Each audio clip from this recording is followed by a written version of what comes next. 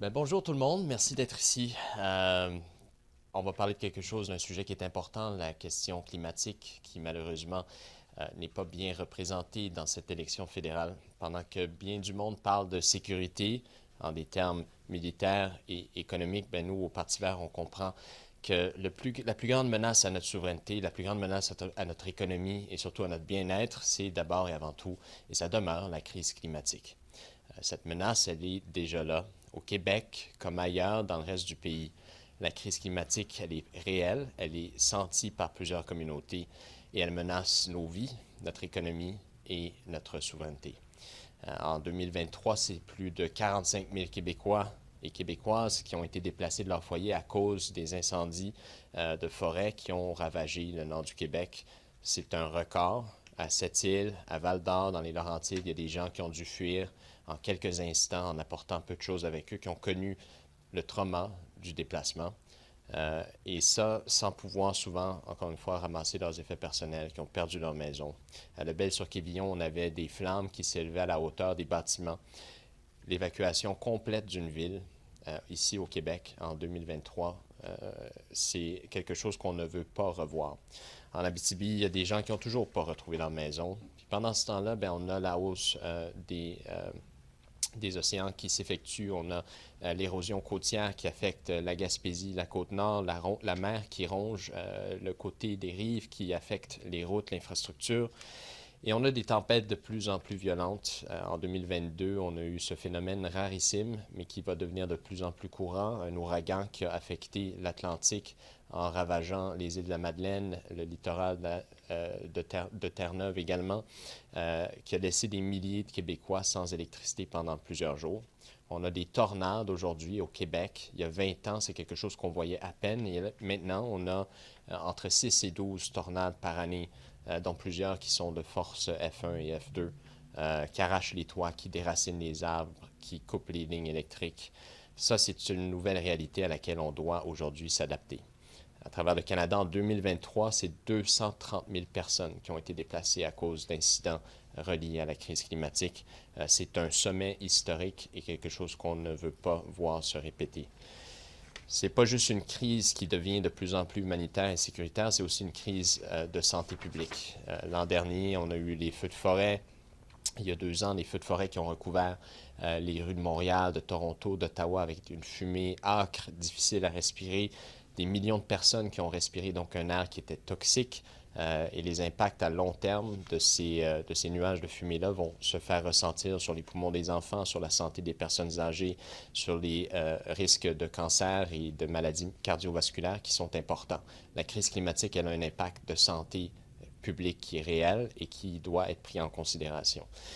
Parlons des coûts économiques. On a en 2023 des pertes assurées liées aux catastrophes climatiques qui ont dépassé 3,1 milliards de dollars au Canada, mais des pertes totales qui pourraient s'approcher des 9 milliards au total. C'est quelque chose qui est extrêmement important parce qu'on parle de perte de productivité, on parle de perte de propriété aussi, beaucoup de biens qui sont non assurés. Et ça, c'est juste pendant une seule année. D'ici 2050, on s'attend, selon l'Institut climatique du Canada, que les coûts de la crise climatique dépasseront les 100 milliards de dollars par année. 100 milliards de dollars, si rien n'est fait pour protéger nos communautés et réduire nos émissions. Les compagnies d'assurance sont en train de tirer de la sonnette d'alarme. Il y en a qui refusent d'assurer des maisons. On le voit d'ailleurs dans la belle région de Charlevoix, en zone de risque. Il y a des banques qui s'inquiètent d'un effondrement du marché immobilier un peu partout à travers le pays. On a des municipalités aussi qui risquent la faillite parce qu'on se rappellera que le coût souvent de l'infrastructure est passé aux municipalités qui ont beaucoup moins de moyens que le gouvernement provincial et fédéral. Donc, on n'est pas du tout sur la bonne voie pour atteindre nos cibles climatiques. Je pense que la plupart des gens le savent. Le Canada a raté toutes ses cibles. Depuis l'accord de Paris qui a été signé en 2015, les émissions ont augmenté et on est le seul pays du G7 qui est dans cette situation présentement. Et là, même si on s'est engagé à limiter le réchauffement à 1,5 degré d'ici 2029, malheureusement, on sait on va avoir des problèmes réels. Au Canada, on s'attend à ce que ce réchauffement atteigne les 3 degrés à cause de notre géographie nordique. Et ça a des impacts concrets sur l'économie canadienne. La concentration de gaz à effet de serre, de CO2 dans l'atmosphère, présentement, elle est à 424 parties par million. Donc, c'est un sommet historique en 3 millions d'années. 3 millions d'années, c'est pas juste une théorie, ça c'est de la physique, c'est de la chimie, c'est la science qui nous le dit. L'an dernier, on a eu des impacts concrets de cette accumulation du carbone dans l'atmosphère. Et là, si on ne change pas de cap, on fonce droit vers le mur. C'est très clair. On va avoir des sécheresses dans les prairies, des récoltes qui vont être affectées en Ontario, des inondations. On en voit déjà, on va en avoir plus. Et ça, bien évidemment, ça risque aussi d'apporter des conséquences en santé publique, en production alimentaire. C'est pas juste une prédiction, tout ça, c'est une échéance.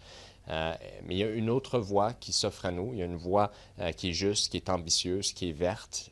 Nous, au Parti vert, on propose une loi sur le climat qui va imposer des cibles contraignantes. Alignées avec la science, on veut réduire nos émissions de 60% d'ici 2030 et atteindre un zéro émission réelle. Donc, pas juste le net zéro ici, mais une nette réduction des émissions d'ici 2050.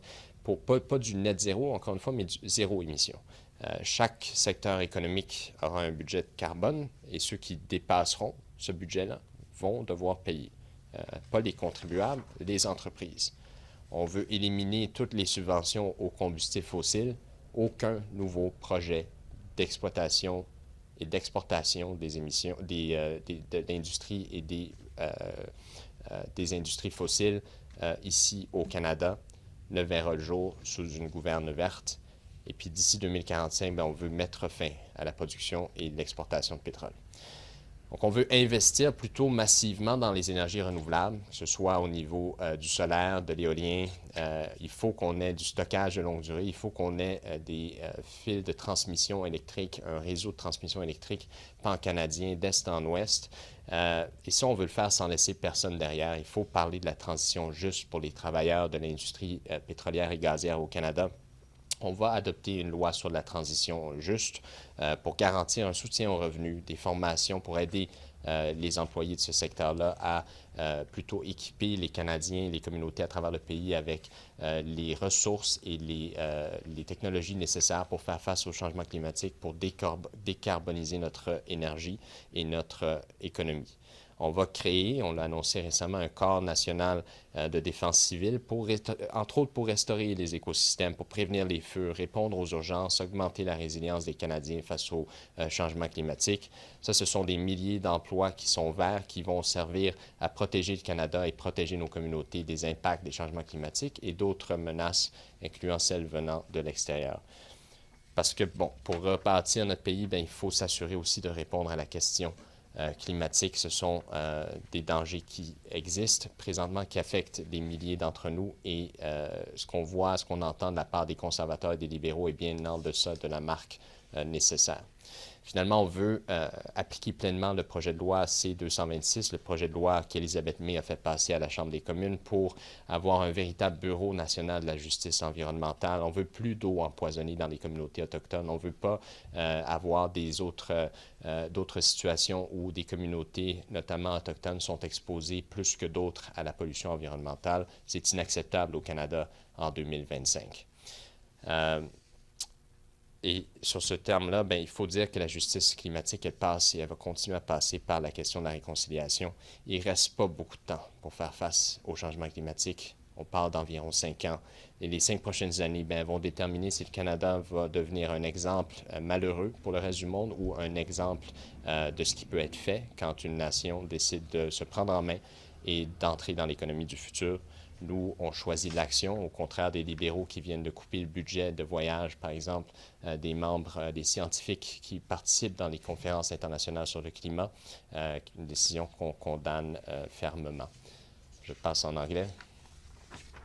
Thank you everyone for, Thank you everyone for being here. Many people speak about security in terms of military power or economic terms. But we in the Green Party, we understand something essential, that the greatest threat to our sovereignty, our health right now is the climate emergency. And the threat is already here in Quebec and across the country. The climate crisis is not some distant possibility. It is here and it is real. It's something that's putting lives and people and jobs at risk, and something that we want to respond to. In 2023, it was over 45,000 Quebecers that were forced to flee their homes because of wildfires, the highest number ever recorded. Along the coastlines of Canada, the ocean is swallowing roads, it's affecting communities. We are seeing infrastructure affected by the rising level of the seas, by torrential rainfalls. We were also hit here in the Atlantic with the rare and devastating Hurricane Fiona that affected many people in Newfoundland and Labrador, as well as in Nova Scotia and New Brunswick, leaving thousands of people without power for days. What about tornadoes? Well, here in Quebec, 20 years ago, we didn't see that many of them. Now it's between 6 and 12 every year, tornadoes that are affecting infrastructure, houses, leaving people without a roof. This is the new normal, and it is not normal, and we will continue to fight to make sure that it doesn't affect more people than it currently does. Because across Canada in 2023 alone, we had more than 230,000 people that had to flee their homes and were evacuated because of climate emergencies, from floods to fires. An entire capital in the Northwest Territories that was evacuated because of the horrendous fire. So this is not just a humanitarian crisis, it's also becoming a public health emergency.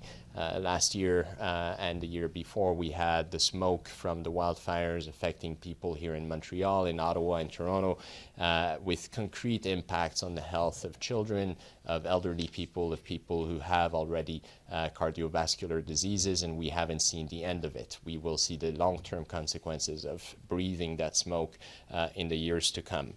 When it comes to the economic toll of the climate emergency, we're talking about billions of dollars. In 2023, the insured losses were up to $3.1 billion, but that doesn't include uninsured property, infrastructure. We're talking about costs that average or that are close to $9 billion.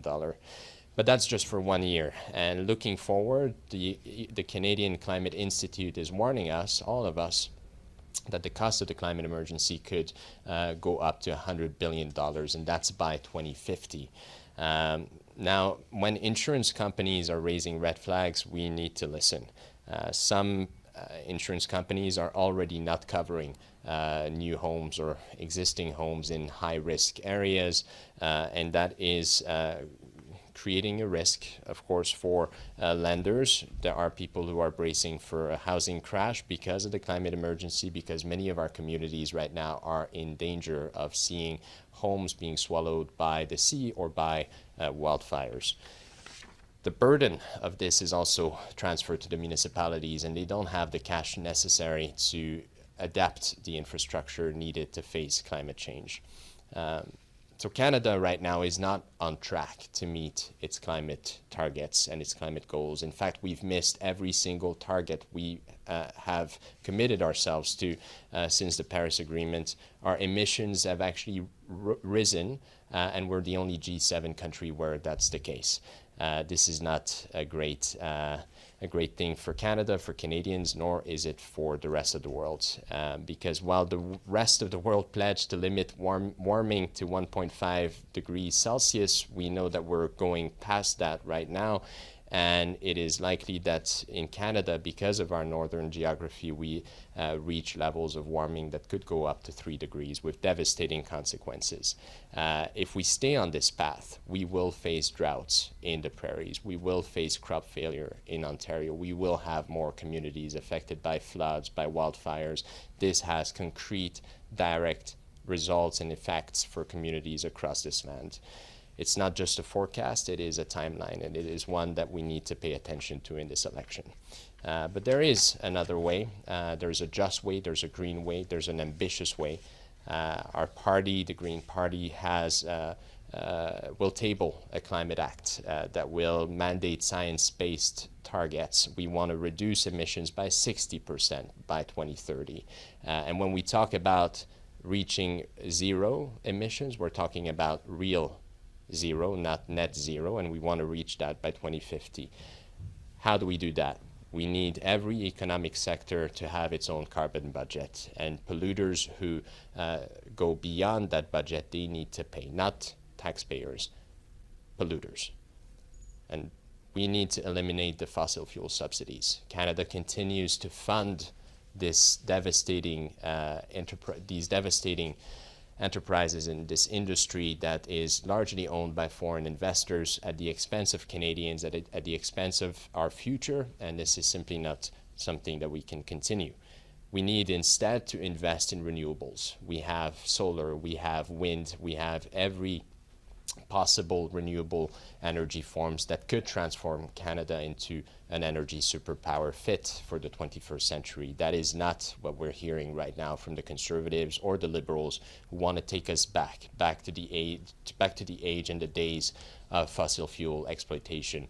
Under a green government, there will be no further exploitation and exploration project in this country. We want to make sure that this industry stops by 2045. Now, of course, that requires government to take care of the workers of that industry. There are tens of thousands of Canadians that work in the oil and gas sector, and we want to take care of them through a Just Transition Act to guarantee income support, retraining, dignified retirement possibilities for oil and gas workers throughout the country. But that's also why we've announced a few days ago that we would be launching a National Civil Defense Corps to create thousands of jobs for people who want to help Canada rise to the challenge, defend our communities, and increase resilience in the face of climate change and the emergencies that we see all around us. Rebuilding this country is about making sure that every single Canadian is safe in the face of climate change.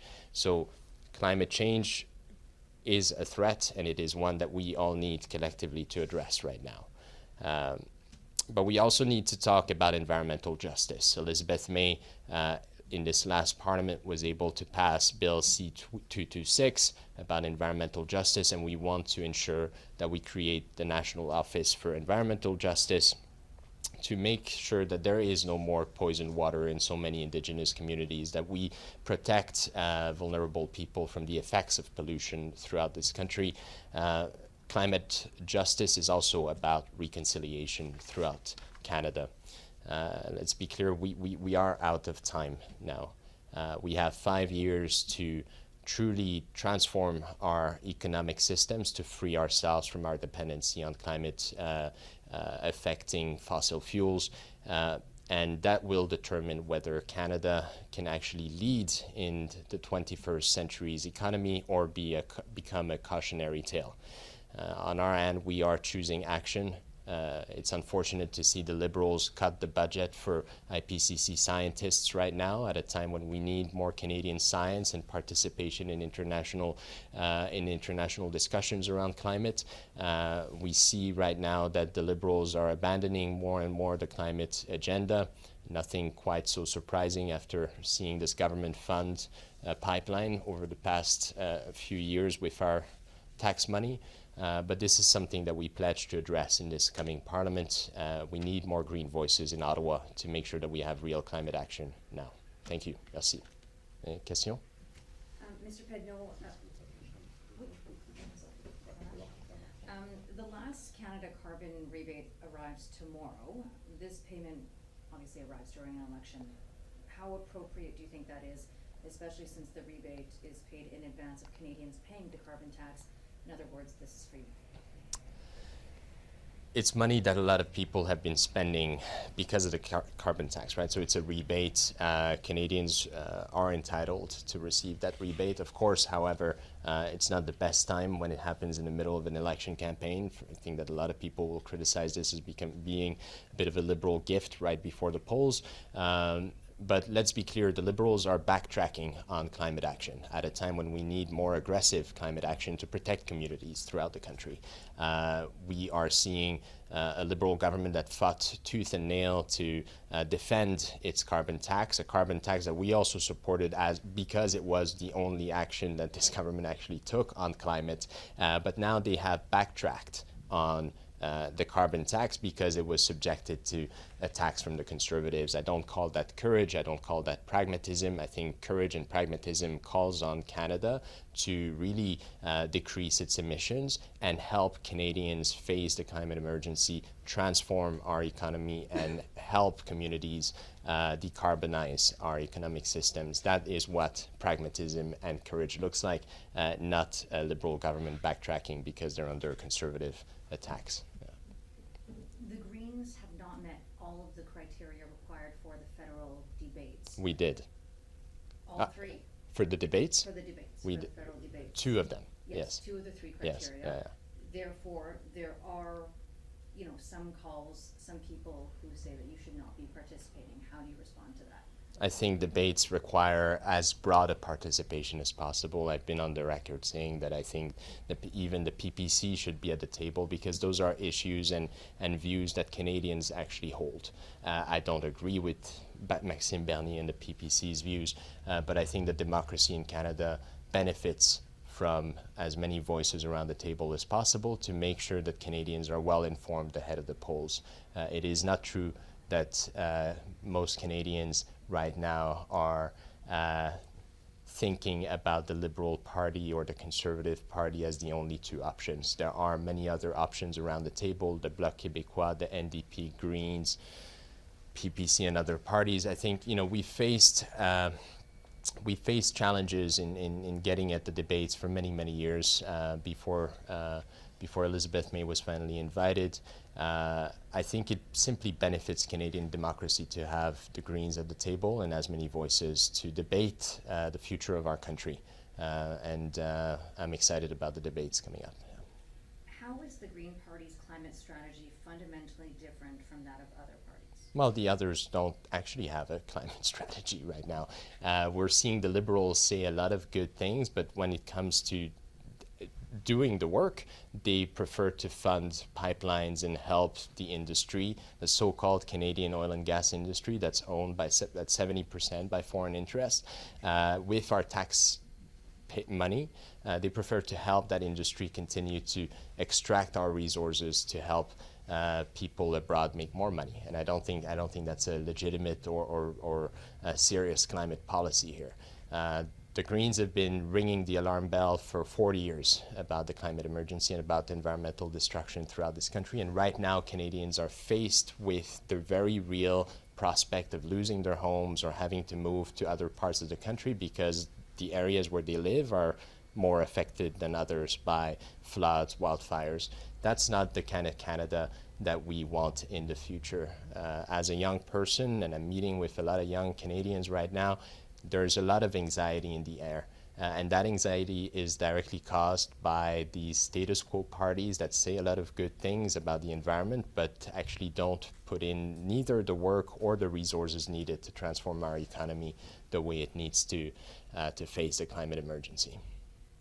How will you make Canadians care about climate again when it is no longer a top issue? I mean, especially in this election campaign, right? I think Canadians have been subjected now for the past 4 or 5 years to extreme weather events from coast to coast to coast. They're well aware of the gravity of the climate emergency. But of course, the economy is also in a disastrous state because of decisions by Liberal and Conservative governments alone to facilitate the transfer of wealth from the majority into the hands of a minority. And that means that right now so many of us are struggling to pay rent, pay bills, pay for food, and that's an urgent, immediate priority for many Canadians, and one that I absolutely understand. But that doesn't mean that we can't chew gum and walk at the same time. We also need strong climate action because we know that right now we're about to pass on to our children and future generations a country and a planet that is no longer livable. And I think that's very much on the mind of Canadians, but it will be important for us, and that's why it's important the Greens are actually at the debate as well, to make sure that we discuss climate action in this election. Thank you for your time. Thank you. Oui, Ouais. Est-ce que ça vous dérange Non, de pas du tout. de les répéter en français? Absolument. Alors, la première question, c'était à propos Ah ben, je m'excuse, mon français, c'était concernant le rabais Oui. qui arrive demain pour pour la taxe carbone. Pouvez-vous parler un petit peu de, est-ce que c'est approprié que ça arrive demain? C'est évident que d'envoyer de l'argent aux Canadiens à quelques semaines d'une élection fédérale, il y a quelque chose d'un peu décourageant. C'est pas nouveau en politique canadienne. On fait souvent des beaux cadeaux. Les gouvernements sortants font des beaux cadeaux aux Canadiens juste avant l'élection pour pour essayer de les convaincre de voter de leur bord. De l'autre côté, ce qu'on a vu de la part du gouvernement Carney jusqu'à présent, c'est un recul sur le plan climatique. On a aboli la taxe carbone. On promet de construire des pipelines, de les faire passer à travers la gorge des Québécois. C'est inacceptable. C'est pas un gouvernement qui prend la crise climatique au sérieux. C'est un gouvernement qui, au contraire, veut plus de statu quo, veut que le Canada se transforme en superpuissance énergétique conventionnelle. Ça veut dire plus de sable bitumineux, plus de pollution, plus de destruction de notre environnement. Pour moi, les libéraux, présentement, sont en train de devenir très proche des positions des conservateurs sur le plan climatique et c'est très inquiétant. Concernant le débat, il y a ceux qui ne pensent pas que les Verts devront être là. Comment vous répondez à ça? Moi, j'entends M. Blanchet se plaindre, là, alors qu'il envoie évidemment 75 candidats à travers le pays. Il va quand même participer dans les débats en anglais. Pour moi, il faut avoir autant de voix autour de la table que possible pour préserver puis renforcer notre démocratie au Canada. Les Verts ont absolument leur place au débat pour discuter notamment de la crise climatique. Il n'y a aucun autre parti qui le fait. C'est inquiétant de voir ce type d'attaque de la part des autres partis. Peut-être que M. Blanchet a peur de débattre avec moi, je ne sais pas, mais pour moi, on a besoin d'avoir autant de voix autour de la table que possible. Et là, c'est une belle opportunité pour les Canadiens et les Québécois de découvrir toutes les options qui leur sont présentées dans cette élection. Et votre stratégie climatique, comment est-ce que c'est différente des autres?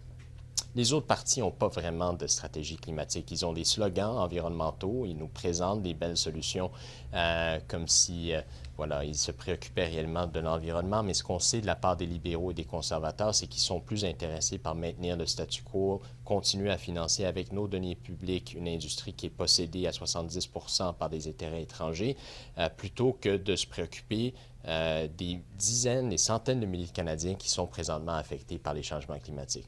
Nous, on veut réduire nos émissions, on veut mettre l'argent là où l'argent doit aller, c'est-à-dire pas dans la construction de pipelines, mais dans la construction d'une énergie qui est verte, faire la transition juste pour les travailleurs du secteur pétrolier et protéger notre territoire des terribles événements climatiques qu'on a vus au cours des dernières années. Ça va demander des milliards de dollars. Il faut les investir dès maintenant, pas demain matin. Et malheureusement, il n'y a aucun autre parti qui dit ça présentement. Et présentement, pour les Canadiens, il y a tellement de choses qui concernent les Canadiens. Comment est-ce qu'on met le climat en avant encore? Je pense que les Canadiens ont bien vu et ressenti les impacts des changements climatiques, particulièrement au cours des 5 dernières années. Les gens ont dû fuir leur maison, ils ont perdu dans certains cas leur maison, doivent maintenant penser à déménager. On a des communautés qui sont aux prises avec l'érosion des côtes, avec les feux de forêt. Mais c'est évident que dans le contexte de l'économie actuelle, qui a été créée par les politiques des gouvernements libéraux et conservateurs successifs, qui continuent à mettre plus d'argent dans les mains des plus riches et moins dans les mains du reste du monde, c'est 90 familles au Canada qui en possèdent autant que 12 millions d'entre nous, c'est évident que les enjeux d'équité sociale, d'inégalité sont les plus importants pour la plupart du monde, puis pour moi aussi, puis pour notre parti aussi. C'est pour ça qu'on a une plateforme très forte en termes de justice sociale et économique. Mais ça n'empêche pas qu'on peut faire deux choses en même temps. Et pour nous, la question de la transition énergétique vers des économies, une énergie propre, c'est quelque chose qui va aider les travailleurs et les communautés à travers le pays à regagner et reconquérir le bien-être qui définissait auparavant ce que ça signifiait d'être Canadien. c'est-à-dire d'avoir un logement, d'avoir une maison, d'avoir un travail qui est bien payé, de pouvoir prendre soin les uns des autres. Malheureusement, c'est pas ce qu'on entend des autres partis, mais nous, on va continuer à se battre pour ça. Merci beaucoup. Merci à vous. Bien apprécié. Merci. Bonne Merci chance beaucoup. au débat. Merci.